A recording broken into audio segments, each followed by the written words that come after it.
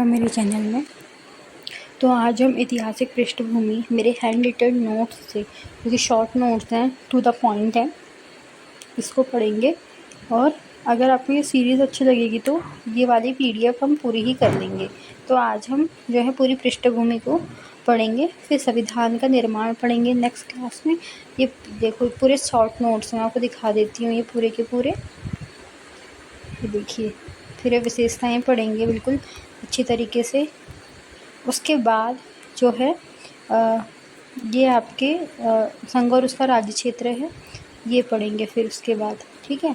तो फिर आज हम पढ़ेंगे ऐतिहासिक पृष्ठभूमि से शुरुआत करेंगे। ये सीरीज़ अगर अच्छी रही तो हम इसको आगे भी बढ़ाते रहेंगे। तो चलिए स्टार्ट करते हैं। सबसे पहले हम पढ़ेंगे ऐतिहासिक पृष्ठभूमि, जिसमें हम सबसे पहले पढ़ेंगे रेगुलेटिंग एक्ट। देखो, जो रेगुलेटिंग एक्ट है ना, वो 1773 में आया था, क्योंकि 1770 में क्या हो गया था, बंगाल में अकाल पड़ गया था। आपको पता ही होगा कि बंगाल में क्या पड़ गया था, अकाल पड़ गया था, ठीक है। फिर इसके बाद गवर्नर, बंगाल के गवर्नर को गवर्नर जनरल बना दिया गया था। और गवर्नर जनरल कौन बना, पहला वॉरेन हेस्टिंग। इसमें 4 सदस्यीय कार्यकारी परिषद बनाई गई थी। बॉम्बे, मद्रास इसके अधीनस्थ हो गए थे, किसके, बंगाल के गवर्नर जनरल के क्या हो गए थे, अधीनस्थ हो गए थे। 1774 में सुप्रीम कोर्ट की स्थापना हुई थी। कहाँ हुई थी, यहाँ मैंने मेंशन नहीं किया शायद, कोलकाता, ठीक है, कलकत्ता जैसे बोलते हैं। ये हमेशा याद रखना, 4 सदस्यीय कार्यकारी परिषद बनाई गई थी। मुख्य न्यायाधीश जो थी एलिजा एम्पे थी। COD राजस्व, नागरिक, सैन्य मामले और आधिकारिक मामलों की जो इन्फॉर्मेशन है यानी जानकारी है, ब्रिटिश गवर्नमेंट को देना अनिवार्य कर दिया था। तो जो COD था यानी कोर्ट ऑफ डायरेक्टर्स, यहाँ पे जो था उसका काम क्या था, यहाँ पर हाँ सिर्फ 1773 के रेगुलेटिंग एक्ट में सैन्य मामले देखना, नागरिक मामले देखना और टैक्स से संबंधित चीज़ों को देखना, ठीक है, और आधिकारिक मामलों की जानकारी देना, जो कि ब्रिटिश गवर्नमेंट को देना अनिवार्य कर दिया था। फिर इसमें क्या था ना, इसमें हो क्या रहा था, इसकी ये खामी थी 1773 के रेगुलेटिंग एक्ट की, कि जो गवर्नर जनरल था बंगाल का और सुप्रीम कोर्ट था, उनकी जो पावर थी वो क्लैप्स कर रही थी, यानी कि वहाँ पे टकराव की स्थिति मौजूद हो रही थी। इसलिए 1781 में एक टचेट समिति का गठन किया गया। किसका, टचेट समिति का गठन किया गया, जिसे एक्ट ऑफ सेटलमेंट के नाम से भी जाना जाता है, जिसमें सुप्रीम कोर्ट और गवर्नर जनरल का जो है टकराव यहाँ पर को बचाया जा सके, इनके भी टकराव ना हो। तो SC का मतलब यहाँ सुप्रीम कोर्ट है और GG का मतलब यहाँ गवर्नर जनरल है। बंगाल, बिहार, उड़ीसा प्रशासन जो था, जांच के लिए टचेट समिति की नियुक्ति करी। इनका जो प्रशासन था, मतलब गवर्नर जनरल ही जो है इनके ऊपर जो है अधीनस्थ हो रहा था। जांच के लिए टचेट समिति की नियुक्ति की, राजस्व संबंधी मामलों से छूट दे दी गई। अब कलकत्ता जो है केवल अपने ही इलाकों में, मतलब कलकत्ता का जितना राज्य क्षेत्र है उतने में ही वो सुनवाई कर सकता है, बाहर की वो सुनवाई नहीं कर सकता। सुप्रीम कोर्ट अपीलीय राइट्स में कटौती की गई थी, क्योंकि अब वो देखो, ये रहा कलकत्ता मैंने बना दिया, तो अपने ही जितने केसेस है उन्हीं पे जांच कर सकता है, उन्हीं पे जो है जांच कर सकता है, बैठकें कर सकता है, ठीक है, न्याय कर सकता है, लेकिन उससे अपने राज्य क्षेत्र से बाहर अब वो न्याय नहीं कर सकता है। जबकि गवर्नर जनरल की शक्ति जो है यहाँ बढ़ती हुई दिखाई दे रही है बंगाल की, क्योंकि प्रांतीय न्यायालयों की अपील गवर्नर जनरल की काउंसिल में ही की जा रही थी, है ना। और गवर्नर जनरल काउंसिल में प्रांतीय न्यायालय परिषद जो है नियम तैयार कर रहे थे, ठीक है, जिसमें से हिंदू लॉ के अकॉर्डिंग हिंदुओं को जो है यहाँ पे सज़ा का प्रावधान होगा, और मुस्लिम लॉ के अकॉर्डिंग, मुस्लिम कानूनों के अनुसार ही जो है दंड विधा जो भी तय किए जाएंगे।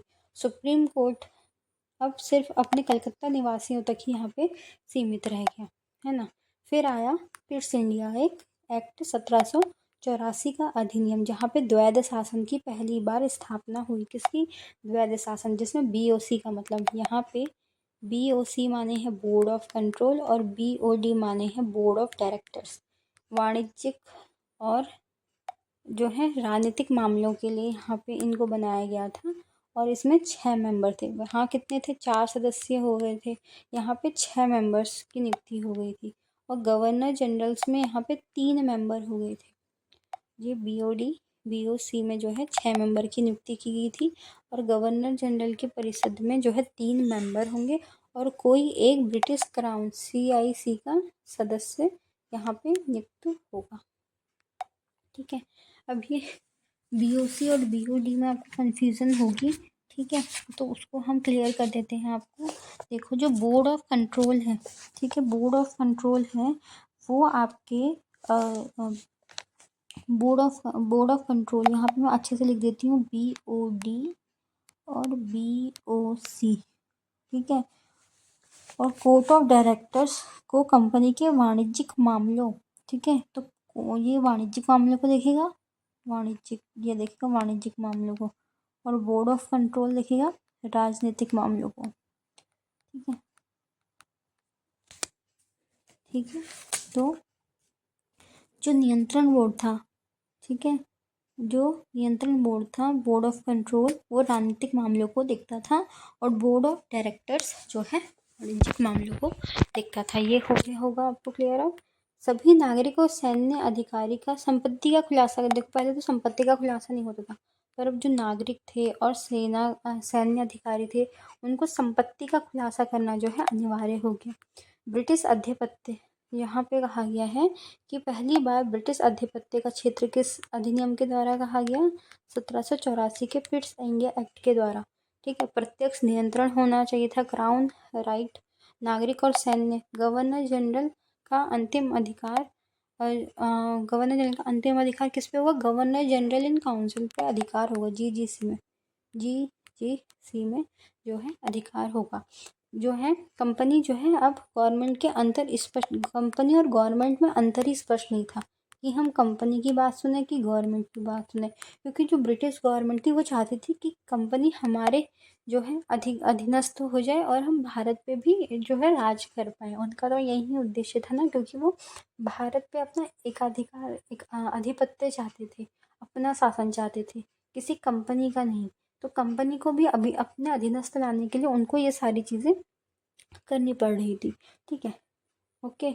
फिर गवर्नर जनरल गवर्नमेंट और कंपनी दोनों के लिए कार्य कर रहा था। यानी कि यहाँ पे एक चीज़ ये हो गई थी कि जो गवर्नर जनरल है बंगाल का, वो गवर्नमेंट के लिए भी काम कर रहा है, वो कंपनी के लिए भी काम कर रहा है। मतलब एक ही पद से वो दो दो जो है यहाँ पे संस्थाओं के लिए, या फिर राज्य संस्था और क्या बोलते हैं आपका, कंपनी के लिए काम कर रहा है। तो ये बिल्कुल गलत था।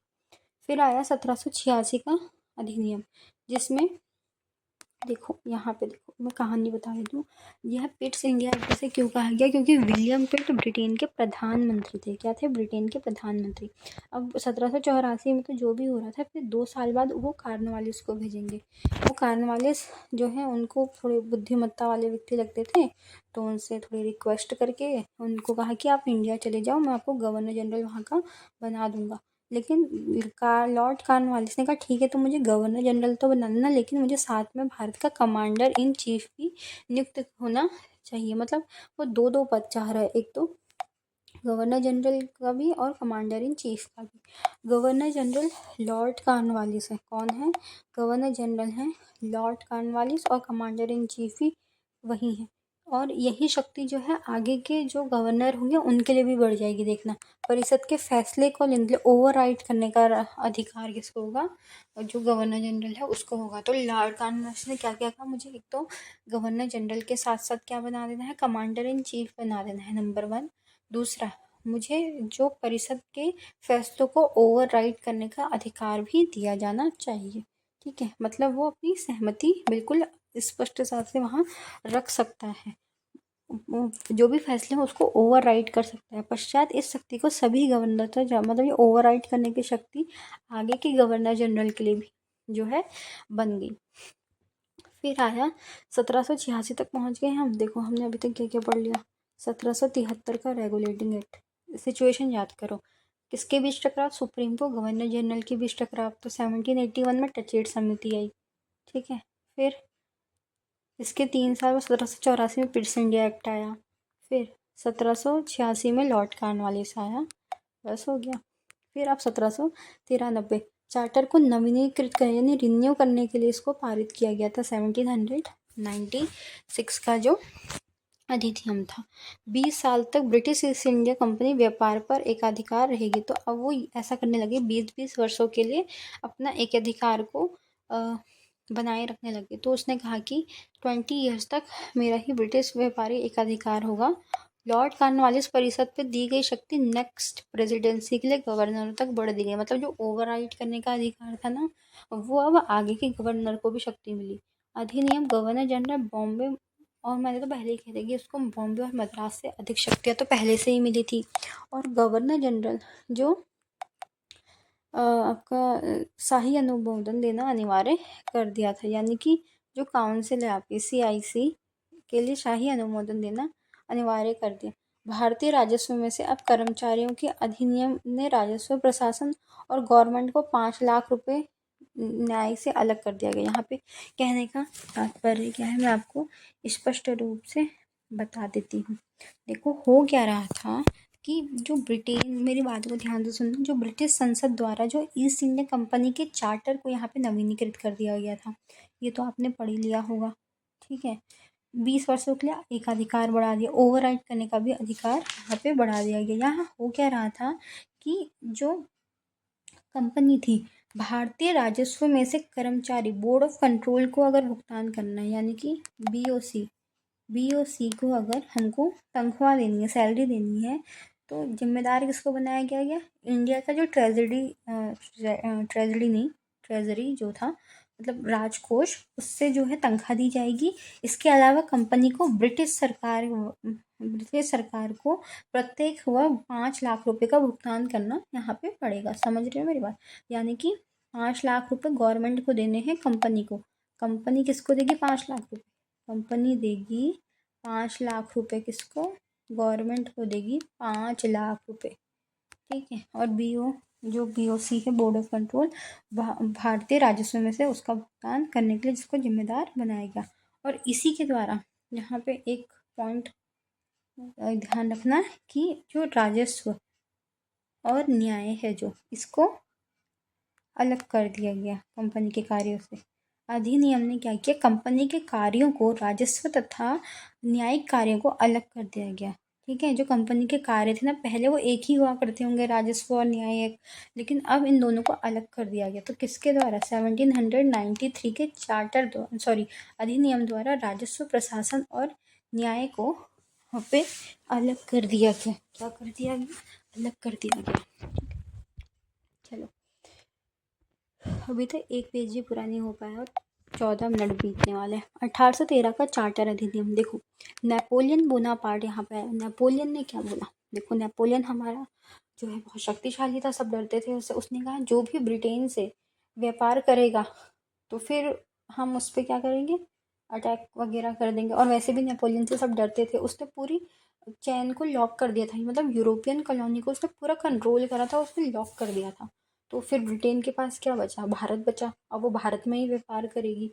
ठीक है, इसीलिए जो ब्रिटिश ईस्ट इंडिया कंपनी थी, उसके पास तो ऑप्शन था ना, वो इंडिया में व्यापार कर सके। लेकिन और कंपनियों क्या ब्रिटेन की, वो वैसी रहेंगी? नहीं, उन्होंने भी कहा आप भी व्यापार कर सकते हो, लेकिन जो चाइना है और शुगर है, यानी कि चीन और चीनी के व्यापार में हमारा एकाधिकार होगा। बाकी आप कोई भी व्यापार करो। ठीक है, मतलब चाइना पे हमारा उसका मतलब जो सामान है बेचने का हमारा अधिकार होगा, आपका नहीं, चाइना पे। और चीनी का जो व्यापार होगा उसमें भी हमारा एक अधिकार होगा, आपका नहीं। बाकी आप कोई भी कंपनी लगा लो, कुछ भी कारखाने में करो, उससे हमको कोई मतलब नहीं है ना। तो मार्केट ओपन कर दी भारत की, लेकिन चाइना और चीन और चाय के व्यापार में, मैंने चीनी बोल दिया था गलती से, सॉरी, कभी कभी मिस्टेक हो जाती है। चीन और चाय के व्यापार में, हाँ, यानी टी और चाइना, ठीक है, उसके व्यापार में हम करेंगे। याद रखना, मेरे से गलती से हो गया था ना, चीनी हो गया था गलती से मेरे से, शुगर नहीं, चाय के व्यापार का बोला था उन्होंने। ठीक है, फिर से बोल रही हूँ मैं आपको, क्या बोला मैंने?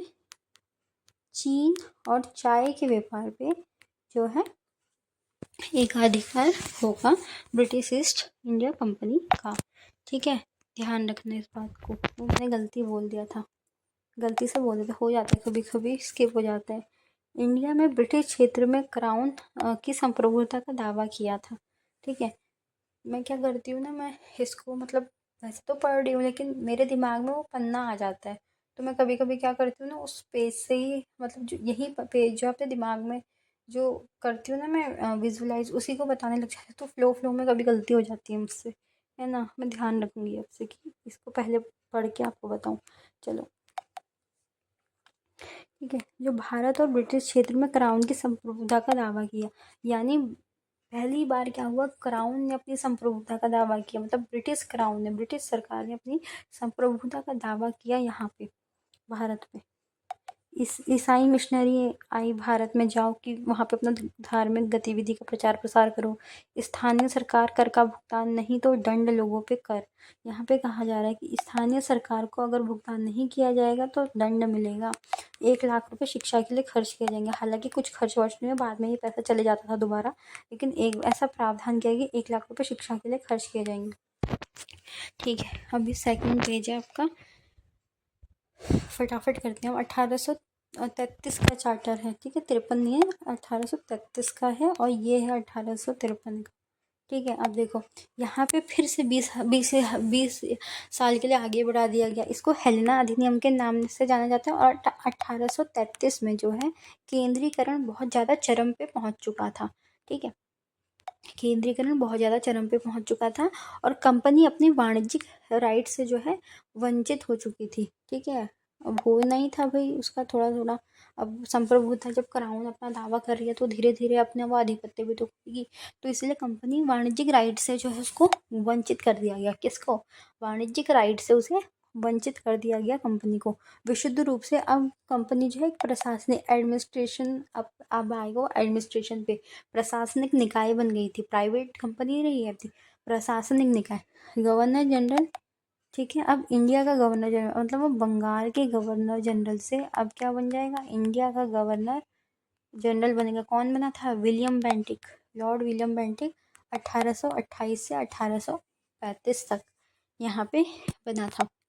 ठीक है, यहाँ पे शक्तियाँ क्या क्या दी उसको, वित्तीय, प्रशासनिक, सैन्य। ठीक है, वित्तीय, प्रशासनिक, सैन्य मामले, ये सारी चीज़ें उसके अंडर में थी। ठीक है, गवर्नर जनरल इन काउंसिल के, समझ गए हो क्या बोला मैंने?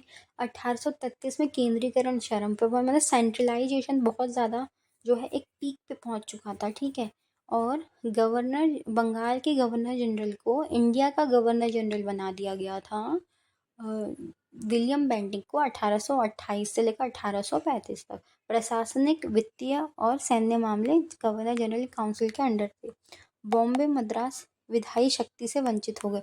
अब बेचारों के पास फिर भी कुछ शक्तियाँ थी, भले ही वो अंडर तो था उसके गवर्नर जनरल, पर शक्ति तो थी ना उनके पास अपने क्षेत्र की, अब वो भी नहीं रही। विधायी शक्ति से वो वंचित हो चुके थे टोटली, मद्रास और बॉम्बे। पूर्ण केंद्रीकरण आ चुका था, मतलब सेंट्रलाइजेशन, क्योंकि इंडिया का गवर्नर जनरल ना, तो सेंटर के लिए कार्यकारी परिषद में एक लॉ मेंबर होगा, विधि सदस्य जिसे बोलते हैं, जिसका काम पूरी तरह विधायी होगा। विधि आयोग का प्रावधान लॉर्ड मेकाले की अध्यक्षता में किया गया था। खुली प्रतियोगिता भारतीय सहित एक प्रणाली शुरू करने का प्रयास किया गया। सीओडी कारण लागू नहीं हो पाया था ये, और मतलब खुली प्रतियोगिता यहाँ नहीं आ पाई थी। अंग्रेजों को भारत में स्वतंत्र रूप से बसने की अनुमति कहाँ, कब के अधिनियम में? 1833 में।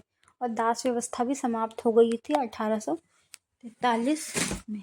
ठीक है, चलो ये हो गया है। अब 1853 में आते हैं। 1853 का अधिनियम जो कहता है प्रशासन में भारतीयों को शामिल करने। अब यहाँ पे देखो, अब धीरे धीरे अवेयर हो रहे हैं ना इंडिया भी, तो फिर अब वहाँ पे क्या करेंगे, प्रशासन में भारतीयों को भी शामिल करेंगे धीरे धीरे से, है ना। अभी अब जो है आपको दिखेगा, अधिकार क्षेत्र निर्दिष्ट नहीं किए जैसे पूर्व में। अभी देखो, पहले तो 20-20 ईयर के लिए बढ़ा रहे थे बेचारे, ठीक है, बेचारे क्या बोलूँ, 20-20 ईयर के लिए बढ़ा रहे थे अपना कि ठीक है हमारा एकाधिकार तब तक रहेगा 20-20 साल के लिए। फिर 1813 में क्या हो गया, चीन और चाय के व्यापार पे हो गया हमारा एकाधिकार, बाकी आप करो जो करना है।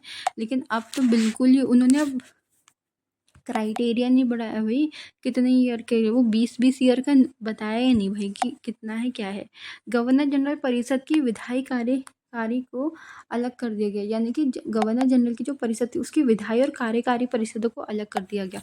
देखो जो हमारा 1793 का था ना, 1793 उसमें राजस्व और न्याय को अलग किया था, है ना, न्याय को।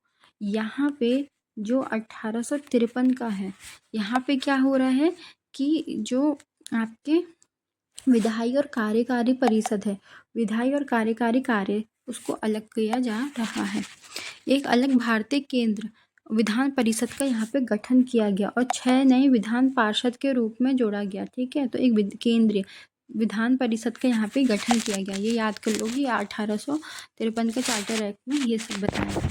ठीक है, विधि सदस्य को गवर्नर जनरल में पूर्ण सदस्यता के रूप में पदोन्नत किया गया था। खुली प्रतियोगिता, पहली बार बंगाल, बॉम्बे, मद्रास और उत्तरी पश्चिम प्रांत में स्थानीय सरकारों को 4 सदस्यों के रूप में विधान परिषद में स्थानीय प्रतिनिधित्व प्राप्त हुआ। यहाँ पे कहा जा रहा है कि पहली बार 4 सदस्य के रूप में विधान परिषद स्थायी प्रतिनिधित्व प्राप्त हुआ था और यह प्रशासन व कानून बनाने के लिए भारतीयों को शामिल करने की दिशा में पहला कदम था। यानी अब इंडिया के जो मेंबर्स हैं वो भी ऐसे नहीं कि गरीब और वंचित वर्ग से उठाएंगे, लोग अमीर वगैरह उनको उठाएंगे, राजा महाराजाओं को, रजवाड़ों को, है ना, जमींदारों को, ऐसे लोगों को लेंगे। अपना भी तो स्वार्थ था उनका, है ना। ओके, तो ये भी हो गया। तो 1858 में देखो बीओ से स्टार्ट कब हुआ था, 1784 में, और ख़त्म कब हो रहा है, 1858 1858 में। ठीक है, भारत को अच्छा बनाने वाला एक्ट कहा जाता है इसको। ठीक है, बीओसी ख़त्म, यानी कि इसका मतलब है द्वैध शासन भी सब, डॉक्टर ऑफ लैप्स जैसी नीतियाँ, भारत के राज्य सचिव का, अब यहाँ पे सचिव आएगा, देखो भारत के राज्य सचिव नामक पद आया, उसका प्रशासन यानी एडमिनिस्ट्रेशन में पूरा राइट था, अब एक सचिव पद आ गया यहाँ पे।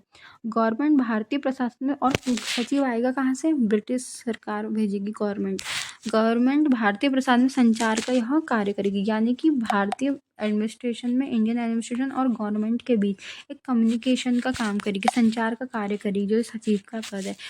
ओके, 15 सदस्यीय परिषद हो गई अब 1858 में। वार्सो रॉय बन गए अब लॉर्ड कैनिंग जी। 1833 में तो इंडिया के गवर्नर जनरल थे, लेकिन 1858 में, ठीक है, क्या हो रहा है यहाँ पे, 1856 से 62 तक ये रहे थे Lord Canning, voice of Royals कहा जाता है इसको। अब देखो जो 1853 तक था ना, ये कंपनी का ही राइट था। अब यहाँ पे 1858 से क्राउन का शासन चल रहा है, याद रखना, ठीक है, किसका, क्राउन का शासन चल रहा है। ठीक है, 1861 अधिनियम, 3 विधान परिषद का गठन। ठीक है, 3 विधान परिषद। 1862 में बॉम्बे, पंजाब, है ना, इनका यहाँ बंगला, ठीक है, यहाँ पे 3, देखो 1861 का अधिनियम में 3 विधान परिषद का गठन किया गया। 1862 में बंगाल है, 1866 में यूपी है, और यहाँ पे है पंजाब। थोड़ा सा मैंने छोटा सा लिखा है यहाँ पे, साफ साफ लिख, तो 1862 में है बंगाल, बी से बंगाल, यूपी है फिर 1866, और 1897 है पंजाब। ठीक है, ठीक है, Bengal, UP, Punjab. Government of India का 1858 में पारित किया। विकेंद्रीकरण शुरू हुआ। बॉम्बे, मद्रास विधायी शक्ति से बहाल तो पहले ही हो गया था। 1865 में लॉर्ड कैनिंग ने बनारस के राजा, अब आ गया ना भारतीयों को शामिल करने वाला, 1862 में लॉर्ड कैनिंग ने क्या किया, बनारस के राजा, पटियाला के महाराजा और सर दिनकर राव को यहाँ पे जो है सदस्य बनाया। बंगाल में उत्तर पश्चिम सीमा प्रांत पंजाब, नए विधायी निकायों का निर्माण का प्रावधान हुआ। बंगाल में क्या हुआ, बंगाल में यहाँ देखो जो बंगाल है हमारा, उत्तर पश्चिम सीमा प्रांत पंजाब, नए विधायी निकायों का निर्माण का यहाँ प्रावधान किया गया था। ठीक है, वायसरॉय को परिषद की सहमति के बिना अध्यादेश जारी करने का यहाँ पे राइट दिया गया था। तो यहाँ क्या कहा जा रहा है कि वायसरॉय की जो परिषद है, ठीक है, उसकी सहमति के बिना अध्यादेश जारी करने का यहाँ उसको राइट दे रहा है। यहाँ पे कहा जा रहा है कि 1862 में लॉर्ड कैनिंग ने बनारस के राजा, पटियाला के महाराजा और सर दिनकर राव को यहाँ पर सदस्य बनाया और बंगाल, उत्तर पश्चिम सीमा यानी कि उत्तर प्रदेश और पंजाब नए विधायी निकायों के रूप में सामने आए। ठीक है, नए विधायी निकाय मैंने कहा था ना, बंगाल 1862, उत्तर प्रदेश 1866 और पंजाब 1897 में। वायसरॉय को बिना अध्यादेश जारी करने का राइट था और पोर्टफोलियो सिस्टम लॉर्ड कैनिंग ने ही चलाया था 1859 में, याद रखना। ठीक है, जस्ट कहाँ पे थे हम, यहाँ पे थे ना। ठीक है, तो पोर्टफोलियो सिस्टम भी उसी को यहाँ पे राइट था। ओके, गवर्नमेंट को परमिशन के बिना विधायी परिषद वित्तीय मामलों में चर्चा नहीं कर सकती है। यहाँ पे ये था कि आप वित्तीय मामलों में चर्चा नहीं कर सकते हो। बजट पे नियंत्रण से बाहर रखा गया। कुलीन वर्ग सदस्य बने। विधेयक पारित में गवर्नर जनरल की मंजूरी आवश्यक थी, परंतु सचिव वीटो करता था। ठीक है, अभी आप कहोगे कि गवर्नर जनरल कहाँ से आ गए, कहीं ना कहीं तो होगा ना, वायसरॉय तो भारत का है। ठीक है, तो यहाँ पे 1861 का अधिनियम यहाँ पे पारित किया गया। यहाँ पे अगर आपको कन्फ्यूज़न हो रही है तो ये गवर्नर जनरल को काट दो भाई, खाली फालतू का मतलब विधेयक पारित होने के लिए जो सचिव है वो वीटो कर सकता है उसको। ठीक है, ये बात ध्यान रखना।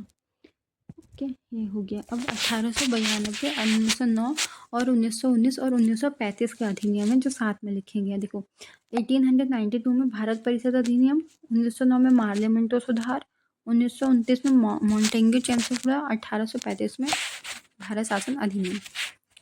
जो 1892 की बात है, केंद्रीय प्रांतीय विधान परिषद जो थी, ठीक है, भारतीय सदस्यों में गैर सरकारी जो संख्या थी, हालांकि बढ़ाया गया था भारतीयों की संख्या, हालांकि परिषद में अधिकांश सदस्य भारतीय संख्या बढ़ाने के बावजूद भी उनकी संख्या के बढ़ाने के बावजूद भी ब्रिटिश जो थे उनकी ही संख्या ज़्यादा थी परिषद में। बजट पे चर्चा कर सकते हो, लेकिन कार्यपालिका से सवाल भी कर सकते हो। अब यहाँ पे वहाँ पे बजट पे चर्चा करने पे नहीं था 1893 में, लेकिन यहाँ पे सॉरी जो है आपका 1861 की बात है, 1892 की बात है कि आपको बजट पे 1892 में क्या कहा गया, बजट पे चर्चा कर सकते हो, साथ ही साथ आप सवाल भी पूछ सकते हो, लेकिन पूरक प्रश्न नहीं पूछ सकते हो। डायरेक्ट डिस्ट्रिक्ट बोर्ड, नगर पालिका, यूनिवर्सिटी, जमींदार, वाणिज्य मंडल अब भारतीयों को प्रांतीय परिषद के गैर सरकारी सदस्य होने की सिफारिश कर सकता है। ठीक है, यानी कि यहाँ पे आप डिस्ट्रिक्ट बोर्ड, नगर पालिका, यूनिवर्सिटी, जमींदार, वाणिज्य मंडल भारतीयों को प्रांतीय परिषद के गैर सरकारी सदस्य होने की सिफारिश आप कर सकते हो। मतलब क्या है कि आप यूनिवर्सिटी हो गए, जमींदार हो गए, कोई मंडल हो गया, तो इसमें आप गैर सरकारी सदस्य होने की सिफारिश, मतलब गैर सरकारी सदस्य में शामिल हो सकते हैं।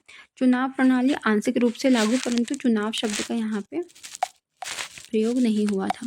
ठीक है, अब 1919 का मिंटो सुनवार, 1905 में बंगाल का विभाजन हो गया था, जिससे स्वदेशी आंदोलन हुआ। 1906 से ही होम रूल जो है उसकी बात चली और लिबरल पार्टी उस समय चुनाव जीता था 1909 में। तो फिर मुस्लिम नेता सक्रियता में हो गए, शिमला प्रतिनिधित्व हुआ, सीटों में वृद्धि की गई, केंद्र सरकार में बहुमत जो है रखना। ठीक है, समझ आ रही होगी। 1919 में जहाँ पे 1892 में पूरक प्रश्न पूछने की अनुमति नहीं थी, वहीं 1909 में पूरक प्रश्न पूछने की अनुमति थी। ठीक है, सत्येंद्र नाथ सिन्हा वायसरॉय की कार्यकारी परिषद में सदस्य बन गए थे। ठीक है, सांप्रदायिक निर्वाचन, लॉर्ड मंटो को जो है जनक कहा जाता है सांप्रदायिक निर्वाचन का, याद रहेगा। अब है 1919 का मॉन्टेग्यू चैम्बर सुधार। यहाँ पे आपको कहा जा रहा है कि वर्ल्ड वॉर की समाप्ति के बाद, आपको पता है ना कि 1914 में प्रथम विश्व युद्ध हुआ था और 1919 में समाप्त हो चुका था। ठीक है, तो केंद्र प्रांत द्वितीय सदन विधायिका, केंद्र और प्रांत द्वि सदनीय विधायिका यहाँ पे आई और विषयों की अपनी अनुसूचियों पे कानून बना सकती है। पहली बार प्रांतीय बजट को केंद्रीय बजट से अलग रखा गया था। पहली बार प्रांतों में द्वैध शासन को लाया गया था। ठीक है, यहाँ पे प्रांतों में द्वैध शासन आएगा, वहीं 1935 में प्रांतों में केंद्र में द्वैध शासन आएगा। तो पहली बार अब प्रांतीय बजट को केंद्रीय, यहाँ पे क्या किया, प्रांतीय बजट को केंद्रीय बजट से अलग कर दिया गया। हस्तांतरित विषय कौन कौन से थे? शिक्षा, हेल्थ, उद्योग, ठीक है, स्वशासन, ये सब जो है हस्तांतरित विषय थे। वहीं आरक्षित थे पुलिस, कानून, सिंचाई, वित्त, भूमि, ये सब आरक्षित विषय थे। द्विसदनीय व्यवस्था आई, प्रत्यक्ष चुनाव हुए, सिख, ईसाई, एंग्लो इंडियन को अलग निर्वाचन मंडल दिया गया था। ठीक है, 1935 का द्वैध शासन अधिनियम, द्वैध शासन जो है समाप्त हो चुका था। केंद्र में शासन आ चुका था। हस्तांतरित आरक्षित विषय 11 प्रांत, ठीक है, बॉम्बे, बंगाल, मद्रास, असम, यूपी, बिहार। केंद्रीय प्रांत संवर्ती अवशिष्ट शक्तियाँ वायसरॉय के पास, अभी भी जो है अवशिष्ट शक्तियाँ किसके पास थी? वायसरॉय के पास थी। 1858 में 15 सदस्य परिषद कैंसिल आउट हो गया। ठीक है, अखिल भारतीय संघ हुआ परंतु अस्तित्व में नहीं आया। अल्पसंख्यक महिलाओं को वोटिंग का राइट, वोटिंग में 14% आबादी वोटिंग करी थी पहली बार। आरबीआई का स्थापना हुई, लोक सेवा आयोग की स्थापना हुई, संघ राज्य संवर्ती सूची, ये सब चीज़ें आई। ठीक है, 1919 में जो है डायरकी प्रांतों को सौंपे गए विषयों में 2 श्रेणियों में विभाजन कर दिया। भारत में संविधान में सेंटर और राज्य की 20 शक्तियों का वितरण 1935 में रक्षा, विदेशी मामलों में संघीय विधायमंडल के नियंत्रण में रखा गया। ये एक नोट था। ठीक है, चलिए, तो ऐतिहासिक पृष्ठभूमि जो है समाप्त हो गया हमारा शॉर्ट नोट से। अब हम आते हैं संविधान के निर्माण में, हम पहुंच चुके हैं, आधा घंटा बीत चुका है। दिसंबर 19, इसके लिए हम पढ़ेंगे अब नेक्स्ट पार्ट में। अगर आपको सीरीज अच्छी लगी हो, डोंट फॉरगेट टू सब्सक्राइब।